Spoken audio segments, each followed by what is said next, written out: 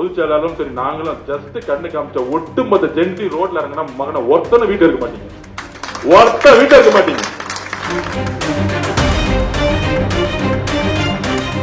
எதிர்கட்சி தலைவரா நீ நைட் எடுக்க முடியும், காலைல சட்டத்தை வைக்குவாங்க, என்ன வேணா கேள்வி கேளுங்க, நாங்க இருக்கிறோம், எழுதி வச்சுக்குவாங்க. அண்ணா பொதுச் செயலாளர் தலைவர்கிட்ட ரிக்வஸ்ட் பண்ணிருங்க, இனிமேட்டு உதயநிதி அவர்கள் தலைவர் இருந்து பதில் சொல்ல வேண்டாம். நான் இருக்க, அண்ணன் விஸ்வநாத அண்ணன் இருக்கிறாரு, செங்கோட்டை அண்ணன் இருக்கிறாரு, நம்ம தம்பி ரமேஷ் இருக்கிறாரு, இங்க இருக்கக்கூடிய சட்டமன்ற உறுப்பினர் நம்ம பதில் சொல்லிக்குவோம். தலைவர் போய் நேரா அவருடைய ஆட்சி பணியை அவர் பாடி செய்யட்டும், பதிலே சொல்ல வேண்டாம். இந்த மாதிரி கேரக்டருக்கு இந்த ஆபாச நிதிக்கெல்லாம் எந்திரிச்சு எங்களுடைய தலைவர் தமிழக மக்களால் சிங்களா தேர்ந்தெடுக்கப்பட்ட நம்பிக்கை உருவாக்கி தலைவர் பதில் சொல்ல வேண்டிய அவசியமே கிடையாது, பதில் சொல்லக்கூடாது.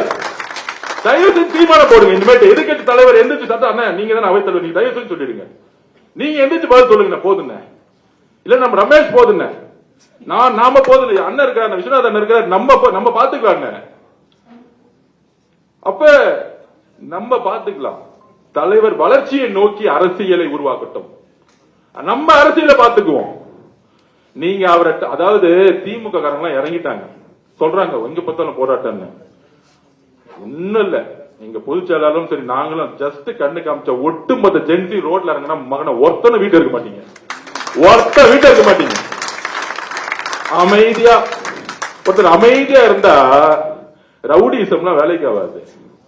பசங்க இறங்கினாங்கன்னா ரவுடிசம்லாம் வேலைக்கு ஆகாது. நாங்க அமைதியா ஜெயிச்சிட்டோம், மக்களை முன்னேற்றணும், இளைஞர்களுக்கு வேலை வாய்ப்பு இல்ல. எங்க தலைவர் என்ன வச்சுக்கிறாரு, 55% இளைஞர்கள் இருக்காங்க, வேலை வாய்ப்பை உருவாக்கணும்.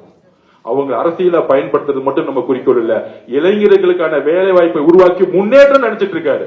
அப்படி ஒரு அரசியல் தலையீடு அவருக்கு வந்து டிஸ்டர்ப் பண்ணா, நாங்க இருக்கிறோம், மற்ற அமைச்சர்கள் இருக்காங்க, சட்டமன்ற உறுப்பினர் இருக்காங்க. இது அண்ணன் தீர்மானமே அண்ணன் கொடுத்துருங்க, நாளை வந்து உக்காரட்டும்.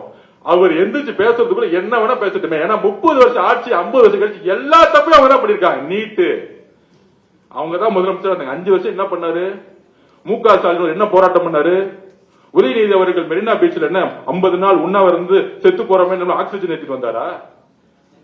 கேக்குற 50 நாள் ஏதாச்சும் மெரினால வந்து உண்ணாவிரதம் இருந்தாரா? போயிட்டு டெல்லியில உண்ணாவிரதம் இருந்தாருல்ல, அவர் மாதிரி 30 நாள் உண்ணாவிரதம் இருந்தாரா? அனிதாவுடைய இறப்புக்கு எங்களுடைய தலைவர் செல்லும் போதே என்ன நினைச்சிருப்பாரு, ஒரு நாள் பாராளுமன்றத்தில் நீட் விளக்கப்படும், அதுக்கு நான் என்னுடைய குரலை கொடுப்பேன்னு அன்னைக்கு நினைச்சிருப்பாரு. அது நடக்கும், எழுதி வச்சுக்கோங்க. தமிழ்நாட்டில இருந்து வரக்கூடிய குரல் ஒரு நாள் 2029 பாராளுமன்ற தேர்தலுக்கு பின்பு இந்த நீட்டை ஒழிக்கக்கூடிய முதல் சட்டத்தை எங்களுடைய தலைவர் வலியுறுத்துவார். அது நடக்கும், அது நடக்கும். அவரை பத்தி உங்களுக்கு தெரியாது, அது நடக்கும். ஆனந்தனுக்கு தெரியும், அவர் நினைச்சா நடக்கும். அவர் நினைச்சிட்டார் நீட்டே இருக்கக்கூடாது, நினைச்சிட்டார் நீட் இருக்காது. அதனால நம்ம ரெடி ஆயிடுவோம்.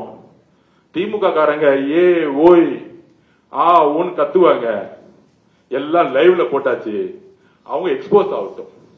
நம்ம உறுதியா டிமாண்ட், மானிய கோரிக்கை, முன்னேற்றம், மக்கள் முன்னேற்றம் போக்கஸ் பண்ணுவோம். அதுக்கு மேல தவறு செய்தா இந்த கிரவுண்ட்ல ஃபுட்பால் மேட்ச் எல்லாம் பாத்துப்பீங்க, பவுல் அடிச்சா ஆட்டத்தை விட்டே போயிடுவாங்க. ஆல்ரெடி அப்பா தவறு செஞ்சாரு, ஆட்டத்தை விட்டு போயிட்டாரு. அடுத்தது அவர் புள்ள பவுல் அடிச்சுக்கிட்டே இருக்கு, ஆட்டத்தை விட்டு போறாங்க. நம்ம இறங்கி ஆட போறோம். இப்ப இல்ல, அடுத்த 50 வருஷத்துக்கு தமிழக வெற்றி கழகம் மட்டும்தான் இங்க இருக்கும். அதோட சேர்ந்து கூட்டணி கட்சி இருக்காங்க.